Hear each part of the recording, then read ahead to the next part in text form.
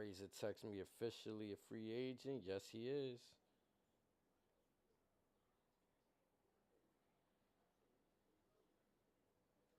Time flies. It is July. Time flies. It is July.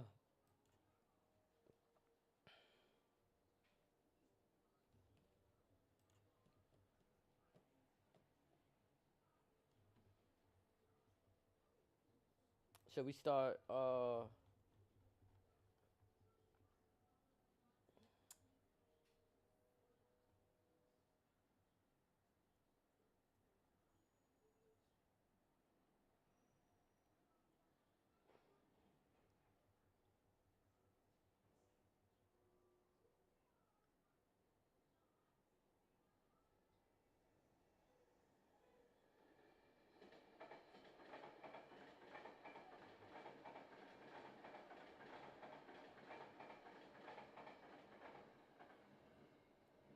Let's give y'all a rundown so far of what's been going on.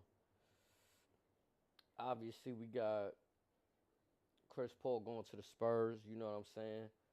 Paul George signed with the 76ers. Isaiah Hartenstein joined with the Thunder. Contavious Caldwell Pope, he went over to Orlando. We got Najee Marshall going over to the Mavericks. Derrick Jones Jr. heading over to the Clippers. Tobias Harris inking a deal with the Pistons. And Valanciunas heading over to the Wizards. Think the biggest splash. Now, after that, Klay Thompson agreed to a 3-year deal with the Dallas Mavericks.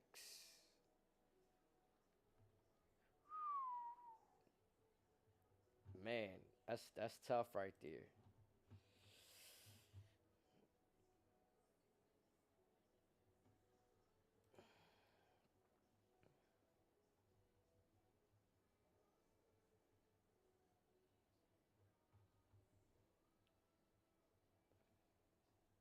Let's see what other signings happened before we give you the free agents that we have here.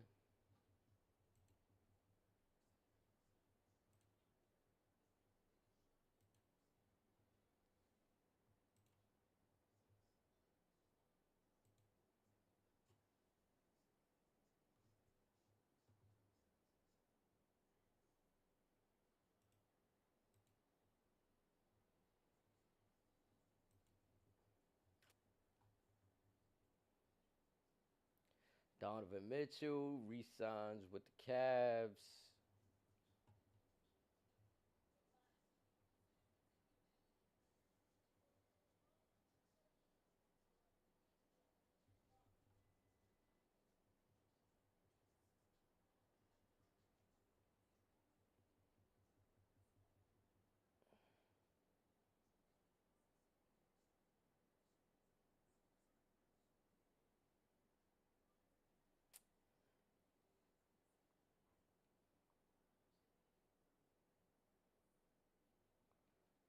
Yeah.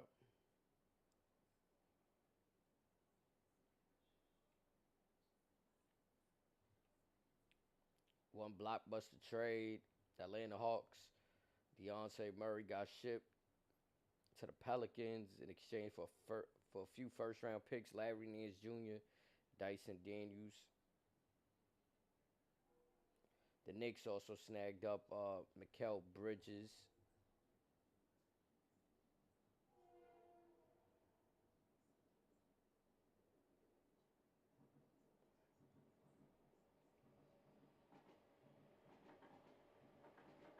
Magic bringing back Gary Harris. Warriors are getting 2 second-round picks in the Thompson trade. While Josh Green goes to the Charlotte and Thompson goes to Dallas, it seems like an underwhelming return for Golden State, given the reports of Lakers offering D'Angelo Russell for Thompson in the deal, but Thompson must have not wanted to play in LA. Celtics have given Jason Tatum a 5-year, $315 million extension.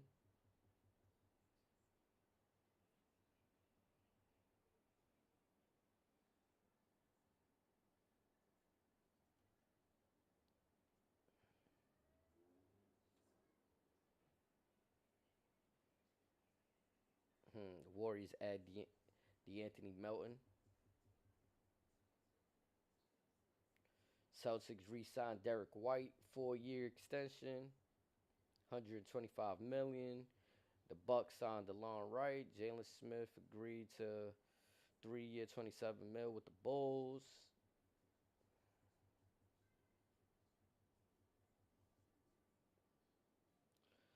The 76ers re-signed Tyrese Maxey to a 5-year, 205 mil deal.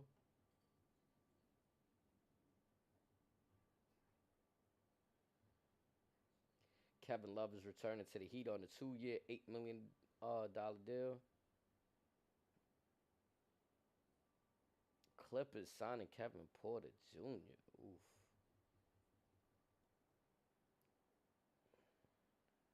James Harden Clippers agreed to a 2-year deal.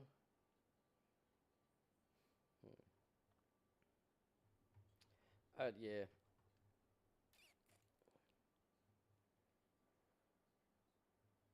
Some of those right there, I don't know.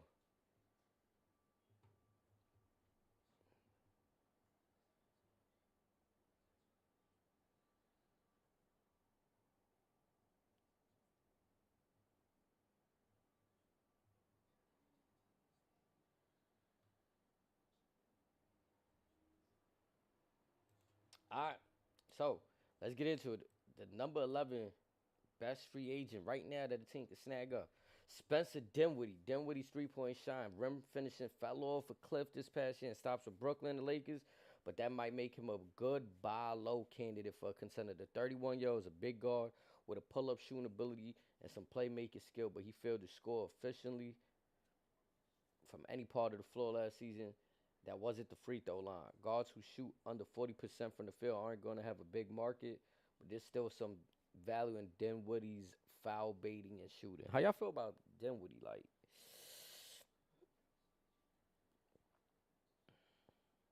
I feel like whenever you got a player like Dinwiddie, he might not be where he was in his prime, but I feel like he could still contribute if, like, the Lakers stint, it came a little too late, and Brooklyn had his controversies. I mean, now granted, he was supposed to start off fresh this year. Like last year, they had a little good run, but I don't know. I don't even see where he could like. Where do you put a Spencer Dinwiddie? Like maybe the Clippers, if they got space for that. My brother Sauce was good, man. Yes, sir. He said we in here. Yes, sir. We in this joint. Appreciate you, Brody. Let's get it. Come on, Tech. I see you out there, Tech. How you feeling, Tech? Everything is well. How you feeling? How you feeling?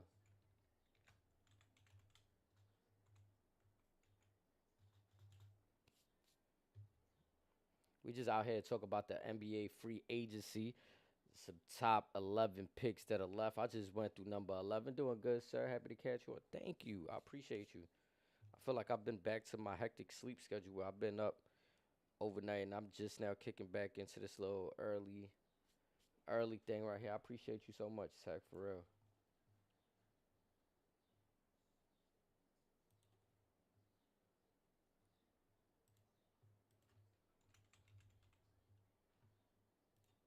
I gotta catch you on. I feel like I haven't caught you on in a little while too.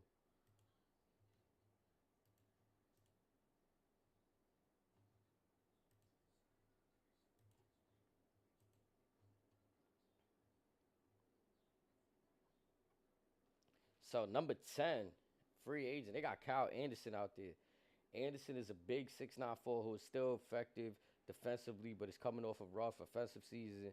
Anderson's 54% true shooting made him one of the least efficient scorers in the league. Still, he placed in the 93rd percentile defensive EPM by leveraging his size and smarts. He'll never hit an outside shot, and he remains very slow. But Anderson's feel for the game on both ends still has some utility in the league. Ah, Kyle Anderson, yeah, that's a weird. I mean, I feel like he's had moments where he could do something, right? But I wouldn't pay too much for him. Yes, sir, Sauce. I see you out there, brother. Come on.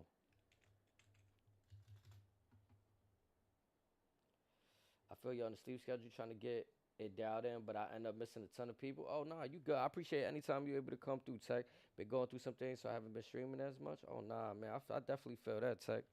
I know how it is, you know what I'm saying? But us, we gonna come out on top. You know that.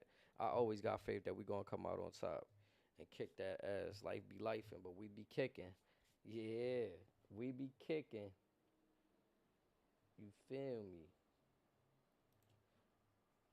Kyle Anderson, though, I'm not really like sold on him. I think he's like really one of those good like eighth, ninth rotation player where he could come deep off the bench and when one of your stars or key bench players aren't performing, he could come in and contribute. I don't look for him to be in the starting lineup of a team, nor the sixth man. We not relying heavy on him right there. Not a good Kyle Anderson. The family's good, bro. How's your family? Everybody's good on your side, man. Everybody good on my side. My family didn't know that I was about to pop up and do this, so my parents just slid by for a second and they took the kiddos out to the park. So grandparents are spending their time with the kids right now. You know what I'm saying? It's fun. It's fun. Let me see. Number 9, Malik Beasley. Beasley is a knockdown shooter who doesn't provide much else. Still, there's also a home for a player who hit 41.3% of his three-pointers on 542 attempts this season. He'd be welcome addition back for the Bucks, but his lack of defense and playmaking means he's better in a smaller role. See, that's my thing, right? With shooters, it's like you want to put shooters in a position where they don't have to play, or like, again, if you're gonna be a sixth man type of role, hell, even a starter, the rest it got to be like remember them times when JJ Redick is on the team or just any other shooters that's not really good defensively. You have somebody that can help rotate, cover the assignment for that player. You know what I'm saying? If his defense is that much of a detriment, I mean, again, like they said, smaller role is suit him. 41 on the three, 542 attempts. You can't beat that. I definitely take that right there. Everyone good, bro. Little sis B-Day coming on 4th of July. She turning what? Fire. On the 4th of July, fire.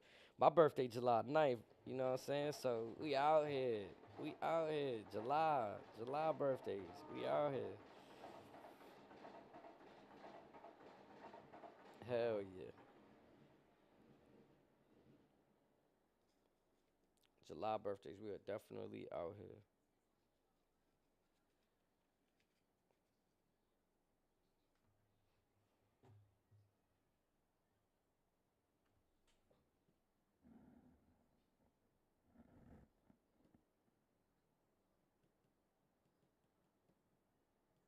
Just scroll through, see if I missed anything over here. It's looking like we good. We good. We good. Mo, what's the word? Whoa, whoa. What's the word? He said match. Right here, matching. Matching. Number 8 free agent that's out there still, Gary Trent Jr. Trent can really shoot it from D. He had 39% for his three-pointers on 6.4 attempts per game with the Raptors last season. He's decent defensively at generating still, but he has a bad habit, finding himself out of position on that end. Trent is a one-of-a-kind, a one-trick pony, but every team needs shooting.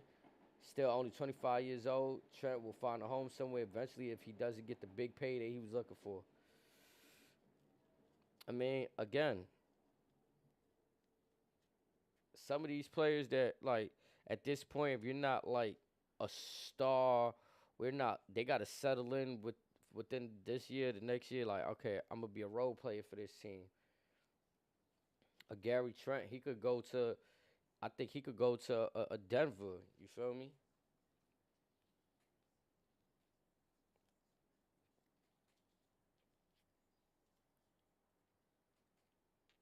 If you ask me, Denver just lost KCP.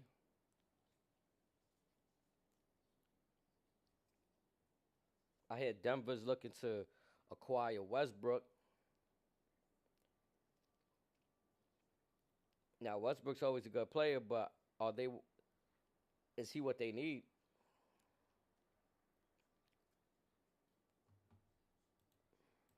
That's the question right there.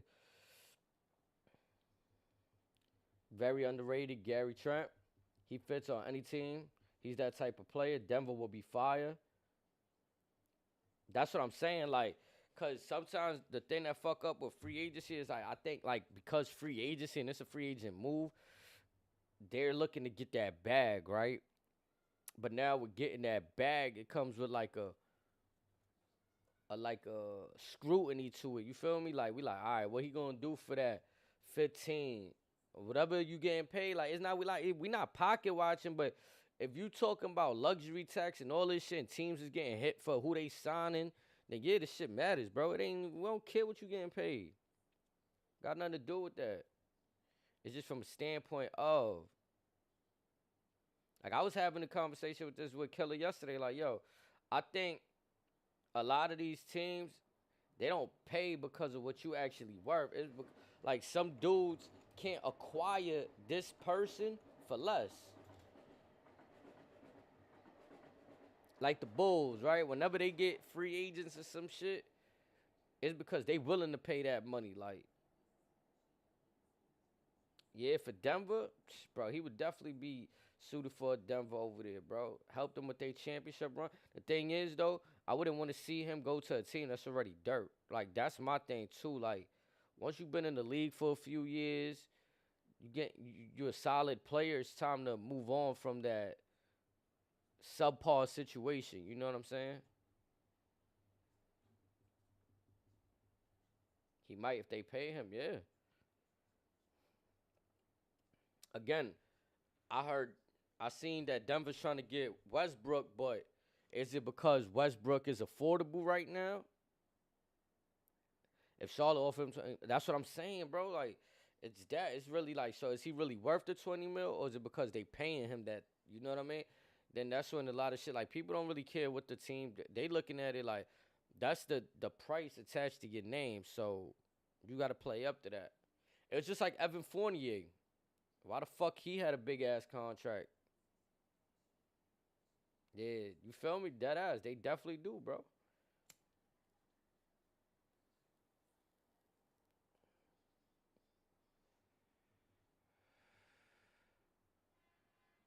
Nobody wanted to come to the Knicks. James Dolan shit was crazy. They overpaid on Fournier. Right in a backwards way, right? The Lakers in the like they the more stab. Well, the Lakers probably the more stab, but because you know you going to LA, it's kind of like yo, yeah, throw that bag, bro. Y'all know y'all got that bag. Throw that. Correct. I think it's the play in the situation. Like they got to compliment itself. Like if you want that bag from them, they're gonna be willing to throw it. But if you're in no position to really like,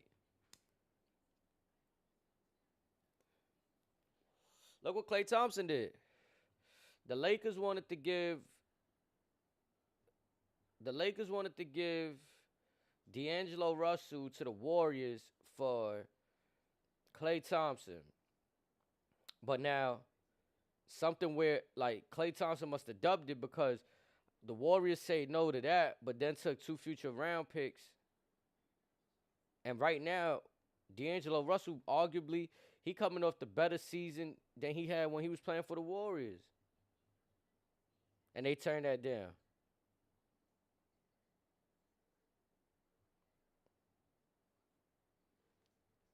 Yeah. But it's a situation right now where it's like you want to. I mean, he still got a chance to. Like that's what's crazy too, though. Like you go to the fucking like. I mean, I don't know how they gonna treat him over there in OKC, but they got Chet Holmgren, so you gonna be a backup anyway. But you meant more on the Knicks though. But like you said, you can't turn down the money though. Like you got to bet on yourself. Like this is that again, bro. When you think about it, Brunson had 11 mil difference. Is a when you think about it, everybody getting paid more now too. Like right now, Jason Tatum he got the biggest like that's how it is, bro. Everybody always gonna keep getting bigger contracts and contracts, and you just like a kind of not a victim of circumstance, but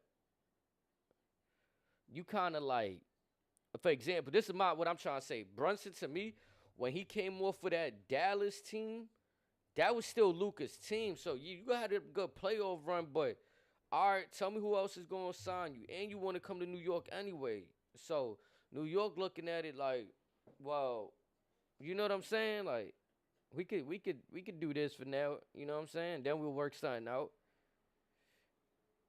And then Brunson, he probably want to be here too. So he like, all right, fuck it. Like, I want to run New York. I want to play in the, like, you know what I'm saying?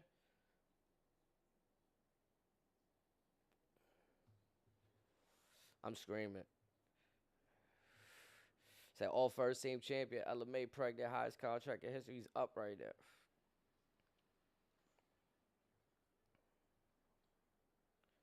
That's what I'm saying. Even Anunoby getting paid right now. Like, you know what I'm saying? Even though he deserves it, but I'm saying it's a league where everybody getting paid. Like, you could be the third dude on the team that's like, you know what I mean? Like, that's what I'm saying, bro. Like, I mean, like realistically, when Randall come back, his touches might go down, or they might be the same, depending on, we got to see how everything gels when everybody is a full healthy team. Oh hell yeah, that's no doubt because he's like the defensive player you got to pay. You know what I'm saying?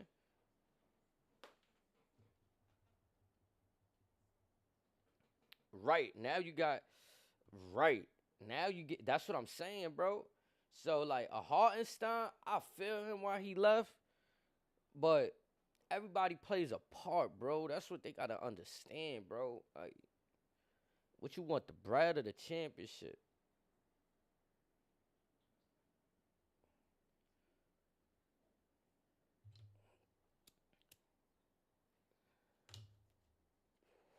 We seen a league where, nah, they was dogs, and so were the Kings about a season or two ago. Then they went to playing. That's my thing with young teams. Like, okay, you was in first place. Nigga, the Utah Jazz 2 seasons ago were in first place for like the beginning of the season. Then fucking ended not even in the playing picture. Like, that should be crazy. Like, now OKC is definitely better than Utah, but I'm saying though, like, this is the first year we really seen OKC blossom like this, like go crazy, like same. Let's say, like I said, same thing could be said with the Kings. De'Aaron Fox, Sabonis, Malik Monk. What's the other dude from that team? The power forward, I forgot his name right now. The young cat too.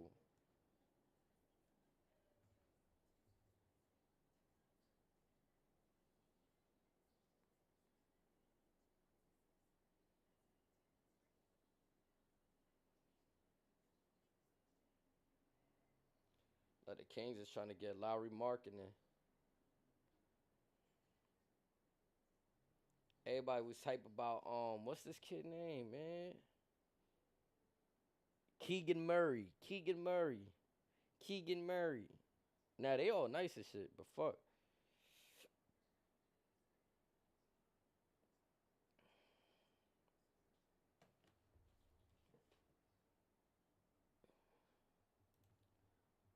This right here. This is a free agent I like defensively for somebody.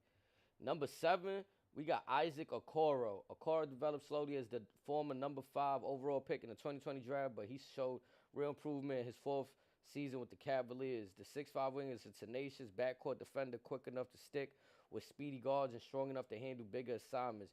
The gaping hole in Okoro's game has always been his jump shot, but last season he had 39% of his threes on low volume. Okoro needs to keep upping his volume from 3 because teams will still refuse to guard him from outside. But his point of attack defense is so valuable that he should land a nice deal from Cleveland eventually. Now they saying Cleveland, I mean, maybe a Phoenix could use him. You know what I'm saying? Maybe a Phoenix.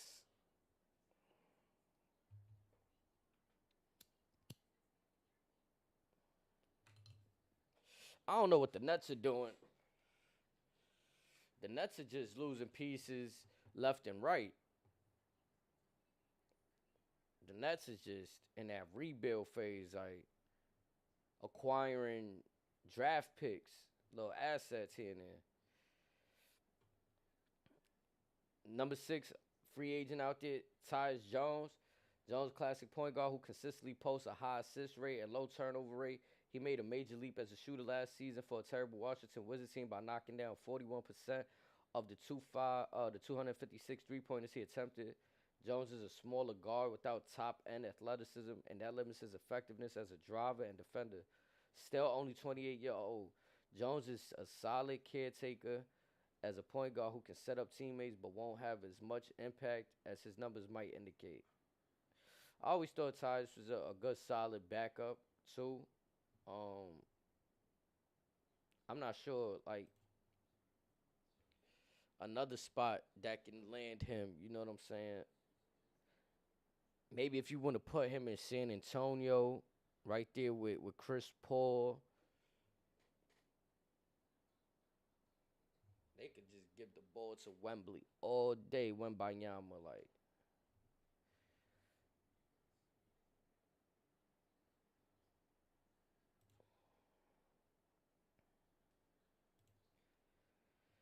number 5, free agent Caleb Martin. Martin was one of the breakout stars of the Heat shock in 2023 NBA Finals run, but he had trouble sustaining his momentum last season. 28-year-old forward is still tough defensively and has 35% three-point stroke on low volume. It's too bad he didn't hit free agency a year earlier. He'd be looking at a much bigger deal.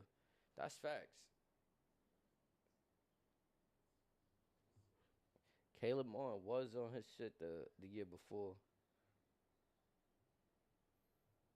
Moritz Wagner, number 4 free agent out there.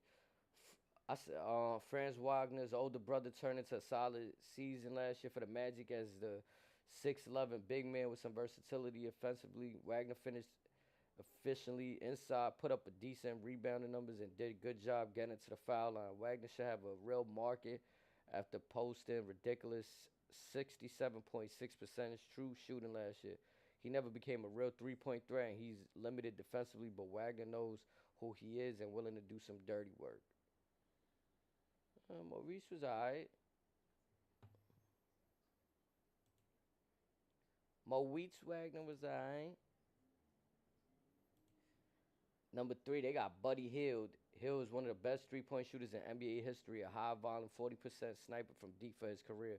The 31-year-old looked awesome to start the season and pace his ultra-fast pace offense, but his play declined after a midseason trade to Philadelphia.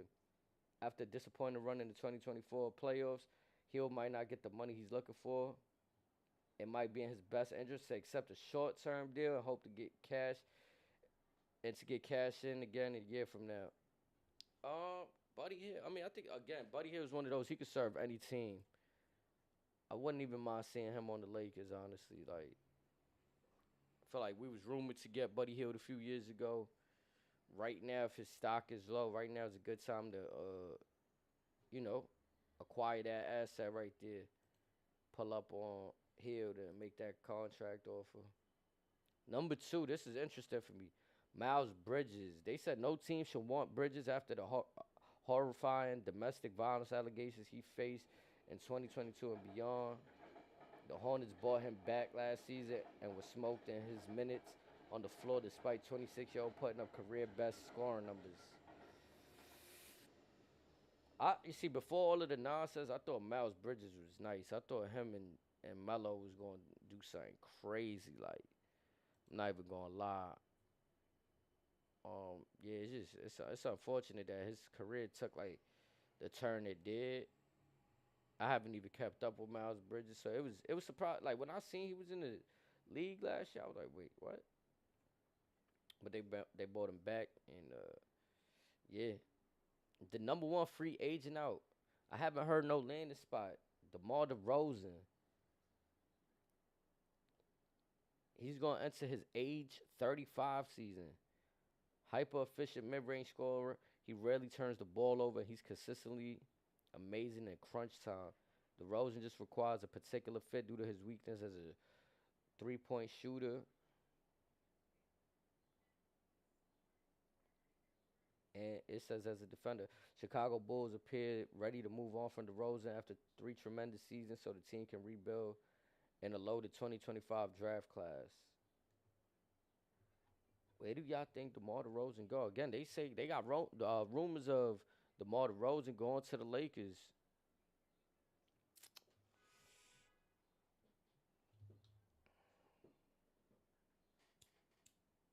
I think, I'll be honest, it might be not a good take. Send DeMar back to Toronto. Like, he really held down Toronto. He might not want to go back there, but like, that's what I remember him for. If you don't send him to one of his home teams in LA,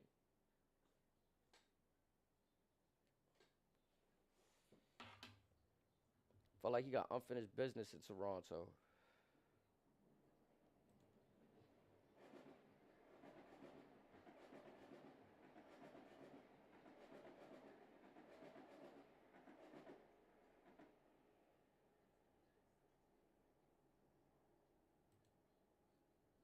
I think we got it. We got it right there. That's the list right there. That's the 11 players um left on free agency. If there's another move that y'all might see happening that I didn't mention,